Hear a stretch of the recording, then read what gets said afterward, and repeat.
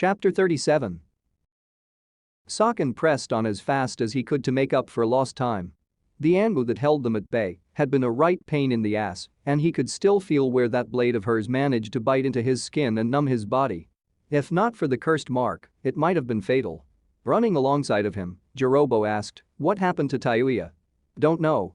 He had sent her ahead because she was slowing them down, but with her cursed mark she should have been able to keep pace with the fleeing women and at least stall them. But, aside from the battle damage that marred the landscape, there was no trace of her. "I think they managed to take her out." "What do we do?" Jirobo asked. "Stick with the plan," he said. "Lead them to Kitamaru's trap, corner them, and break every bone in their bodies to keep them from running again. But if they manage to slip away," the Rotunteen trailed off. There was no need for him to finish. Kabuto had openly questioned their usefulness after their failure to stop the Hokage and Toad Geezer from killing Orochimaru with their own barrier. Losing track of the one that could be used in lieu of them to bring him back would just give Kabuto a reason to kill them all or wake Kimimaro to do the job. Seiken gritted his teeth beneath his painted lips at the thought. "Keep them in sight and attack from a distance," he ordered. "Make sure that they go the way we need them to, but stay far enough away so that whatever happened to Tayuya doesn't happen again." Jirobo nodded his head as black triangles from his cursed mark began crawling across his skin like ivy, matching the encroaching lines that covered Sokken's as their speed hastened. Anko POV. "They've caught up with us," Karen said from her position on Anko's back. The older Kunoichi was much faster than Karen, and that made a world of difference if they were going to escape, so neither contested it. "And they've activated their cursed marks." "I see them," Anko said. She supposed it was just hopeful wishing they'd lose the pair if she ran as hard as she could, but the cursed mark seemed to be the bane of her existence in every sense of the word as the stout one slammed his hand onto the ground, making jagged stone teeth erupt from the ground. She darted around them and redoubled her pace to keep the distance between them from shrinking. They wouldn't last at this rate. They had to get out from the open and off the ground before one of those earth techniques got lucky and hit them. That was why, when the trees came into view, Anko considered it a blessing that marked the halfway point between them and safety. "Do you sense any chakra within the forest ahead?" "No," Karen replied. "I don't sense anything there." "Good, now hold your breath and close your eyes." She reached into her pocket with one hand and tossed a small sphere bundled in paper over her shoulder, a string connected to it. A yellowish fume billowed out when she pulled it, creating a veil of smoke mixed with irritants that would sting the lungs and eyes to obscure them from sight and by time. From there she bound upwards, ascending the trunks to gain higher ground among the trees. The thick branches offered enough support that she could navigate them with ease. "Are they still following us?" "I think you caught them in it. They've stopped chasing us, at least for now." "Good." Anko wiped her face with her sleeve to clear it of sweat as she contemplated their next move. She could keep going, hoping that they could use that time to get enough distance, and then what? Getting to the village would be best, but even at full speed they matched her with their cursed marks. Stamina could only be replaced with chakra for so long before she no longer had the physical energy to convert it. Then her ears picked up the familiar sound of metal cutting through the air. In a single practiced motion, she lashed out with a shuriken towards it, and the clash of metal signaled that it intercepted a kunai that had been sent towards them. "I thought you said you didn't sense any chakra." "I didn't," Karen claimed as more flew in from different angles, only to be intercepted with shuriken. "I still don't." "Hop down then," Anko said as she came to a stop on the dense limb of one particularly hardy tree and crouched down to let Karen dismount her. That freed her up to handle any more surprise attacks, and she held shuriken between her fingers, ready to be thrown at the next flurry of projectiles. But nothing came as they stood there, leaving them both unnerved. Anko sharpened her eyes and ears with chakra, looking for any sign of their assailant. It was only then that she noticed a gossamer thin strands of spider silk threading through the whole forest and a lack of animal noise. "Look out," Karen abruptly said as she threw herself forward, pushing both herself and Anko from where they'd been. A loud thunk could be heard as a golden arrow embedded itself deeply into the trunk, following a path where her legs would have been shot through from the momentum. Karen then looked in the direction it came from. That was the sniper from before. "I felt his chakra just now, but it's gone. He must be suppressing it as he moves around." Anko's grip on the shuriken tightened as she realized too late that they'd fallen into a trap. "Damn, all this time they've been hurting us. What do we do then?" Karen asked. The other two are moving now. They'll catch us if we sit still. She gazed off into the darkness for a moment before sighing exasperatedly and rubbing the back of her neck. We're already inside, so I guess we have to break through it. The traps can be managed, but if we stand around we'll be sniped or caught by the other two. Follow me and tell me the moment you feel any chakra. Karen POV. Karen struggled to keep up with Anko as the older Kunoichi went ahead of her in great bound, intentionally making herself a target for the traps that could get in their way. Streaks and flashes of metal flittered in the darkness towards her, only to be deflected. That left Karen free to act as a sensor, which allowed her to get a feel for just how dire the situation was. Anko's chakra reserves were largely stable, and she was expending the minimal amount to keep going. But it didn't change the fact that she had little over a third of what they started with when they began to flee from their pursuers. And when Karen factored in how they'd been running around all day to round up the escaped prisoners, there had to be a limit to how many more times she could mold chakra to replace what had been lost. In contrast, the two that were chasing them were at the top of their game. Their cursed marks weren't active anymore, but they didn't need them to be. They'd already lured them into the spider's parlor, and now they only had to wait until Karen and Anko had been cornered. They'd struggled to deal with just one of them, and that was only because Karen had managed to catch the flutist off guard with her chakra chains. It wasn't likely to happen again, and she only had so much chakra left given that she was tired as well. And then there was the sniper, who snapped to her attention the moment his chakra system flared to life and his cursed mark followed. He formed the construct bow from his mouth, followed by an arrow that he took aim with. She could make out that he was going for Anko just before he loosed the shot. "Jump up," Karen said in warning. Anko did so, and the arrow whizzed by, aimed to tear her legs from under her again. It wasn't meant to be a killing shot, which didn't make sense to Karen. If they were trying to capture her, killing the person keeping her alive would be the most efficient way of doing it. So why weren't they aiming to kill? There has to be more to it, Karen reasoned in a moment of thought. Even before she wrapped the chains around the other one, the flutist had the chance to kill Anko by simply caving in her chest with her strengthened fist rather than knock the wind out of her and try to kick her around. Given how quickly they'd worked to kill the Anbu officers accompanying them, the only logical reason would be if they intended to take them both alive. "I think they're after you too." "What makes you think that?" Anko asked without looking back. "They haven't been trying to kill you. Not as much as they did the Anbu that were with us. But I can't figure out why they're just aiming to cripple instead of kill. It's probably because I used to be one of Orochimaru's students," she said after a pregnant pause. "If there's any other reason, I can't think of it." The reveal nearly caused Karen to stumble upon the moss-encrusted tree branch she landed on. "Wait, what? I used to be one of his students before he turned traitor and received a cursed mark like them. Only mine was sealed like yours thanks to the Hokage. That's part of the reason he made me your overseer, so I'd be able to help you get through with it. The question is why they're coming after me now of all times. I thought you were just being mean to me because I was a." Even now she didn't want to finish that statement, given she was trying to distance herself from the label and the stigma it entailed. Anko looked back and gave her an annoyed look. "I'm not being mean, I'm being strict. And that's because I'm trying to make things better for you in the long run. If you go through half of what I went through, then you'll be facing a lot of hate for what Orochimaru has done." "What you went through?" She adjusted her glasses as she took in the facts and brought them to a logical conclusion. "They thought you were the same as me. You weren't, but they didn't see it that way, did they? The people who matter to me never thought that, but the fact that the man I once trained under had turned into the greatest traitor in the Leaf's history and marked me are still inescapable facts." She deflected another kunai with her own as she continued.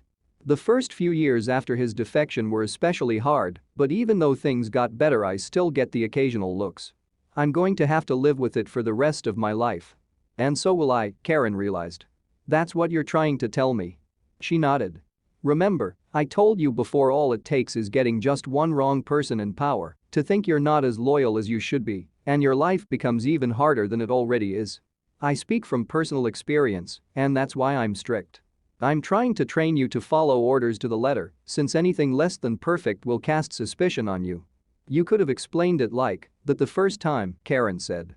"I thought you had it out for me since the day we met. Leaving aside that I don't like talking about anything dealing with my past unless it's relevant, I shouldn't have to. It would have defeated the purpose of teaching you. Besides, not everyone is going to be straightforward with you. Even if they only want what's best for you. Karen said nothing to that, instead focusing on the sniper, who was no longer suppressing his chakra. Instead, he was pumping it through all the threads. Only by trailing the flow with her mind's eye did she notice the funneling walls of webbing, woven of silk and reinforced by chakra, to cut off all the other paths of escape. The sniper has cut off the paths to the side, and the other two chasing us are suddenly moving faster. They're boxing us in now. That's not all. She picked up what looked to be a large bundle that seemed to drink in the offered chakra, stirring life inside of it above their heads. Something was coming out. Something's falling above us. Ankle looked up as Karen did, where they registered hundreds of spiders the size of their fists descending. Using hand seals to mold her chakra into the appropriate technique, the older Kunoichi breathed out a stream of fire that spread above them like an umbrella as it pushed upwards. Swallowed by the scorching blaze, cinders left behind rained down as they continued running. The web of chakra that permeated the canopy kept lengthening and hatching more cocoons housing newborn spiders, even when they tried to avoid them. Spinning lines of silk reinforced with their chakra to tighten the net that they were in. By the time Anko and Karen arrived at what would be the exit of the forest, it had been completely covered in a wall of webbing. They were trapped. Damn, Anko said as the spiders closed in further, dotting the webbing that covered their surroundings and the canopy.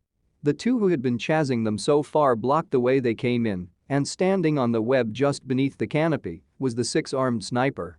She passed a pair of kunai to Karen. I'll distract them. Make a break for it if you find an opening.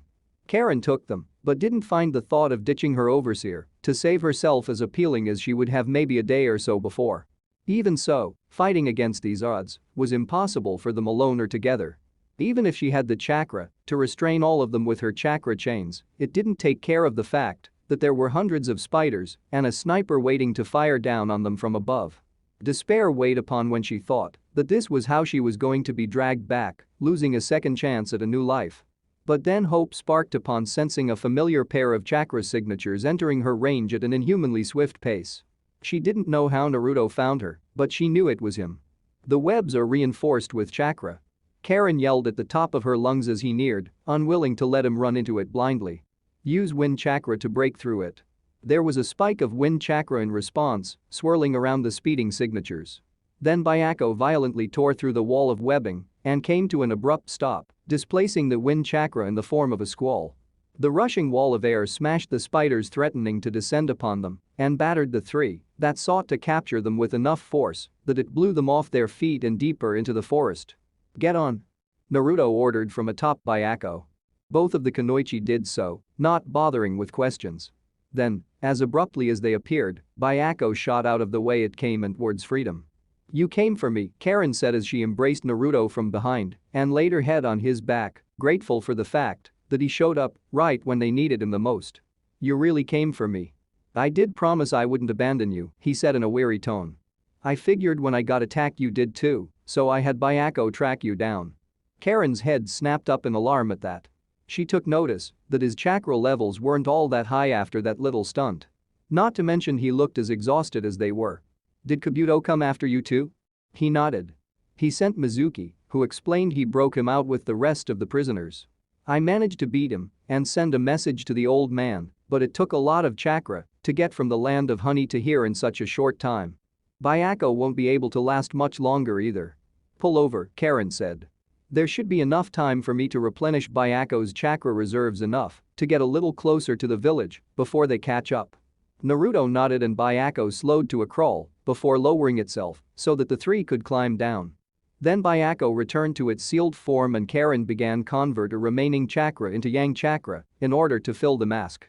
Before she could, Anko abruptly flung a kunai close to her feet and Karen nearly dropped the mask in surprise. That was when she noticed that a white snake had been impaled upon it. The kunai had burrowed into the brain, killing it for certain before it could sink its fangs into her. However, an abnormal amount of blood bubbled from the wound, spilling out and spreading over the ground like ink. Karen backed away as she felt Kabuto's chakra stemming from it, turning the spilled blood into sealing script before releasing a burst of white smoke that heralded a summoning. The smoke cleared with the passing of a night breeze that rolled through the grass around them. There was now a pale-skinned young man where the serpent had been, whose white hair swayed as he stood there and took in his surroundings. His emerald eyes lingered on the three for a moment before he spoke. So they failed like he expected. I suppose I'll have to bring all three of you and myself to repay the debt I owe to Lord Orochimaru. Those same eyes locked onto Karen's and fear shot up her spine. Her instincts were screaming that he was dangerous and that they had to escape while they could. But before she could move or react, he was in front of her with his palm on her abdomen. "Starting with you," he said. Then there was a hot flash of pain in her stomach that rippled through her body and robbed her of the ability to breathe. A sound that her brain registered as being similar to a twig being broken in half followed as he pulled his hand away.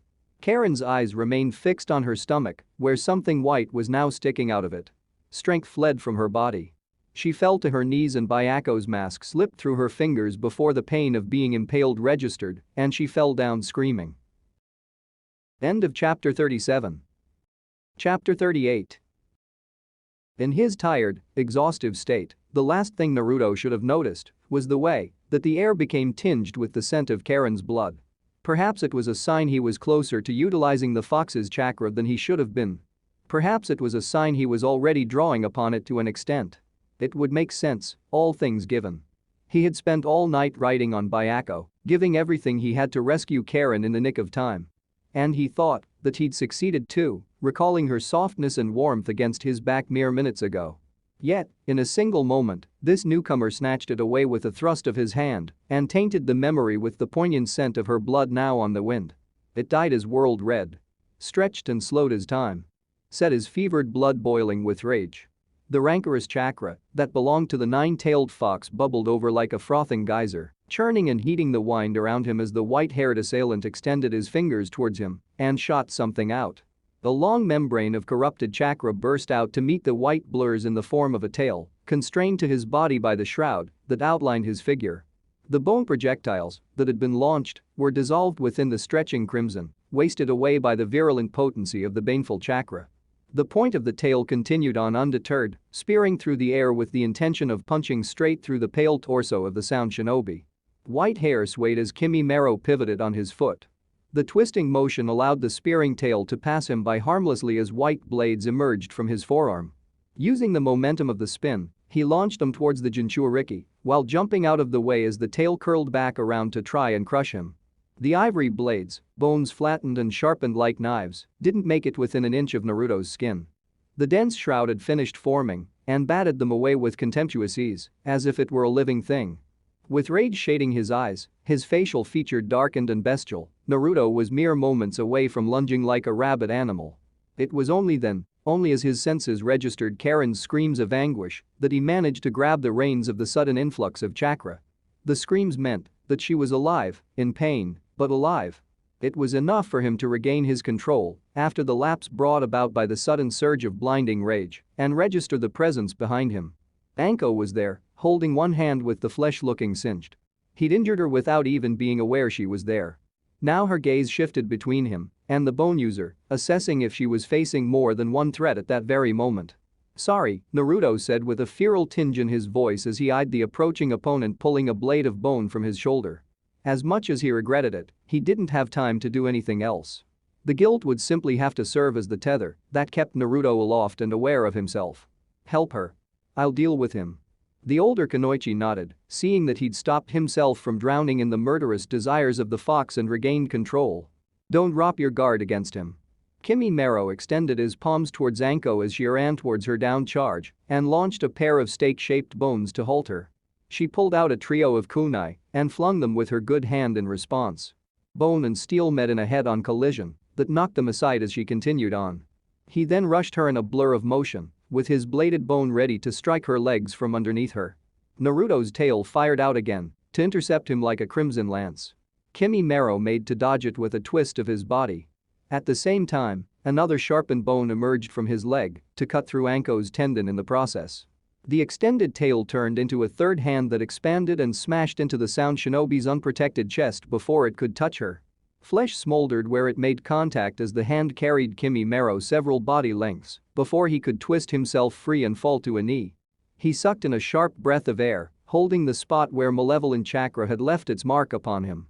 But he brushed it aside to raise his arm and fire again at Anko.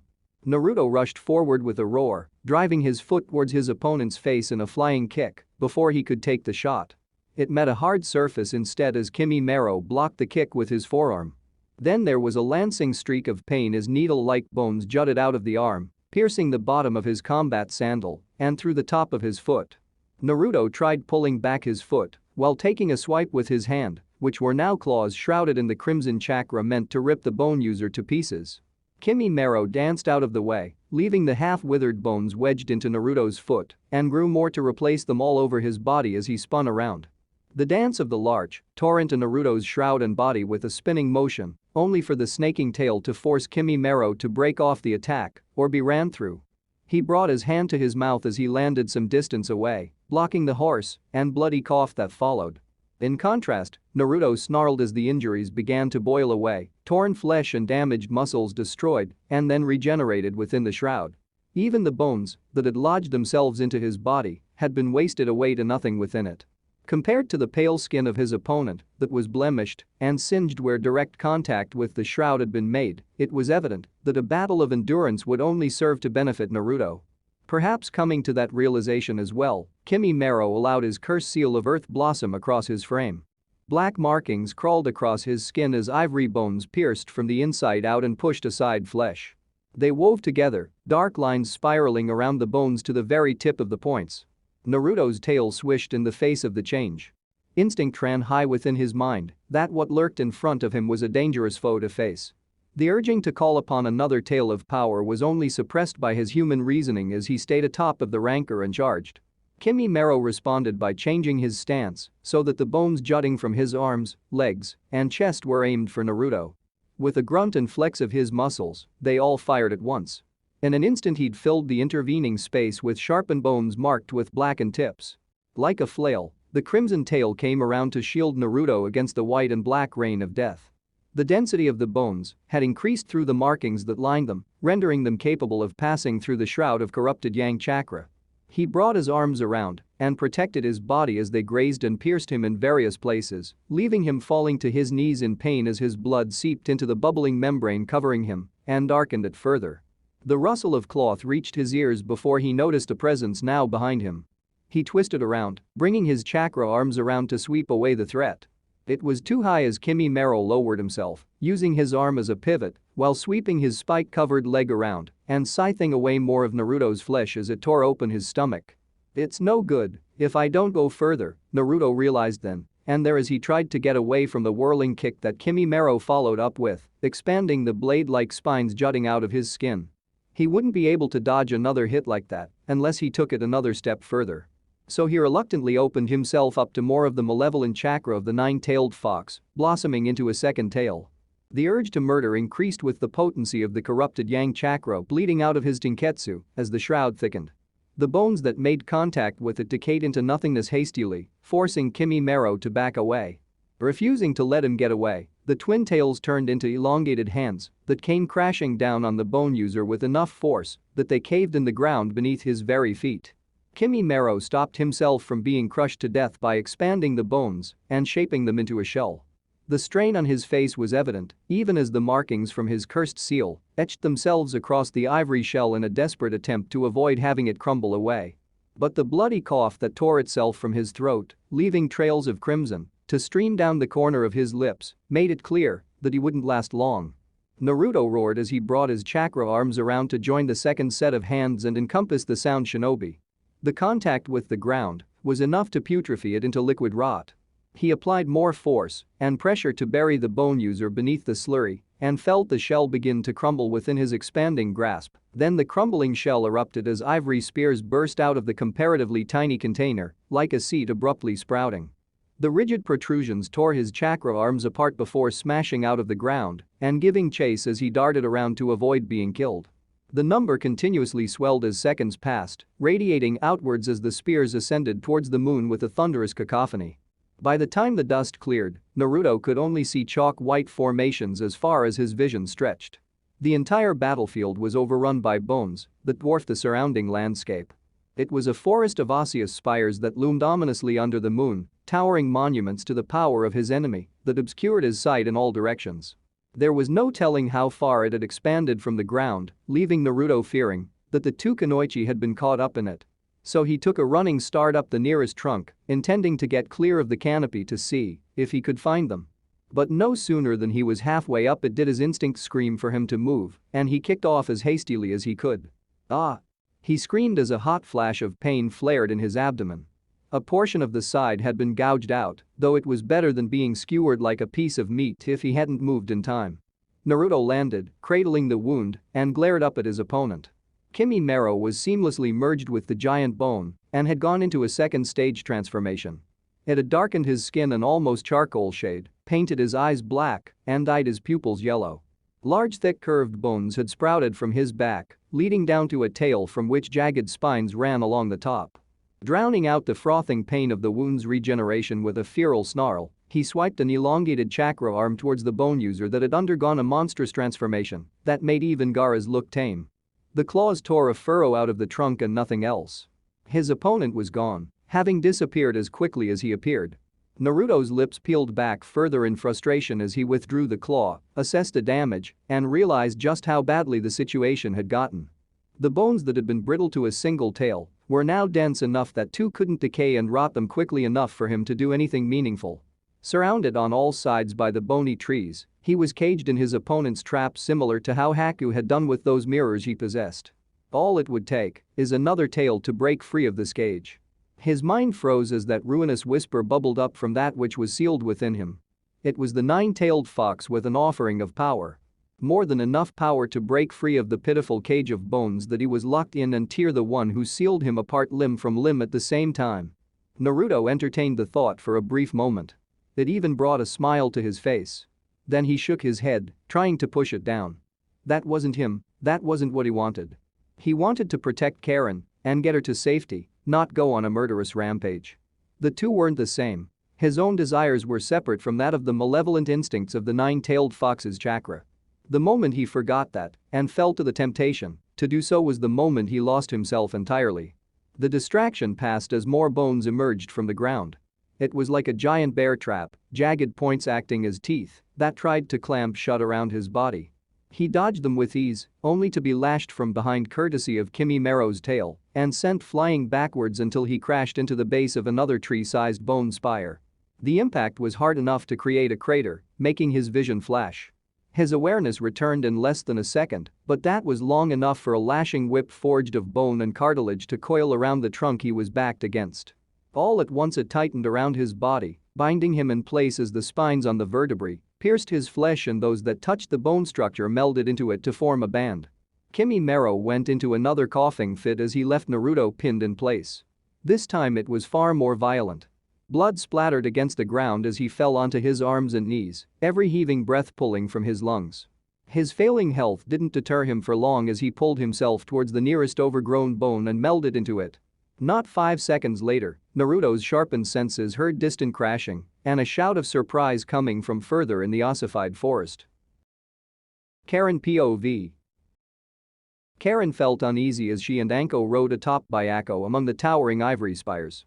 They had been spared from harm as it went up, but were trapped within the resulting forest.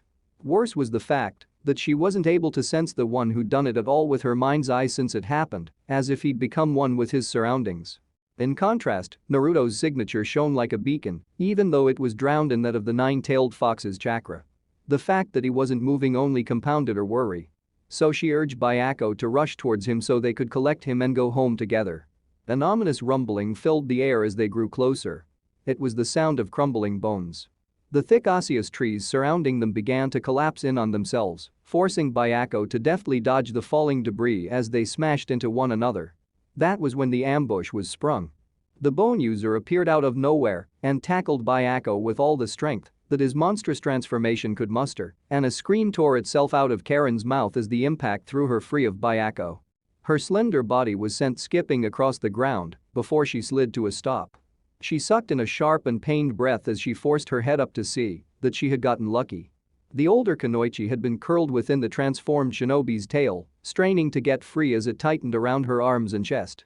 Byakko had been gored through by the thick pair of bones that were on his back, rendering it unable to hold itself together.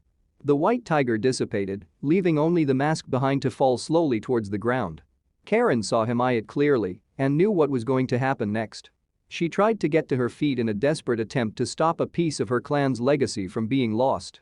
But it was all for nothing as a single stomp of his foot shattered the mask that served as Byako's vessel. "You will answer for your betrayal of Lord Orochimaru," he said, grinding his foot into the fragments of the mask. Karen collapsed onto her knees and sat there as he approached, eyes fixed on the remnants of the mask and hands extended as though reaching for it. Even as he crafted a blade of bone to slice through her arms and legs, she didn't move or stop reaching for Byako. There was no point. Anko forced out, even as she struggled for breath. Karen remained there despite the urging, still reaching out towards Byako's mask that had been destroyed. "Go." Karen ignored the order, instead focused on all of the unspent yang chakra that was released now that the seals storing it in the mask had been destroyed. As the blade descended, she reached out to it with every ounce of desire, desperation, and instinct in her body. And the chakra responded by wrapping the sound shinobi in chakra chains for an instant, anchored through her outstretched palms. "What?" The surprise was evident in his voice as the chakra chains cocooned him for a mere moment, hampering his transformation.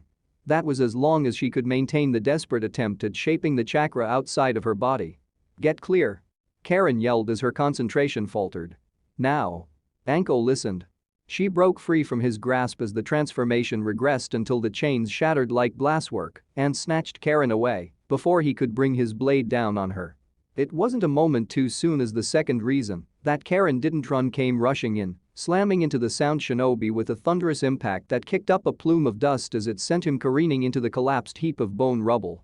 Sporting three tails that swayed ominously, what was left of Naruto roared loud enough that it echoed throughout the battlefield. End of chapter 38.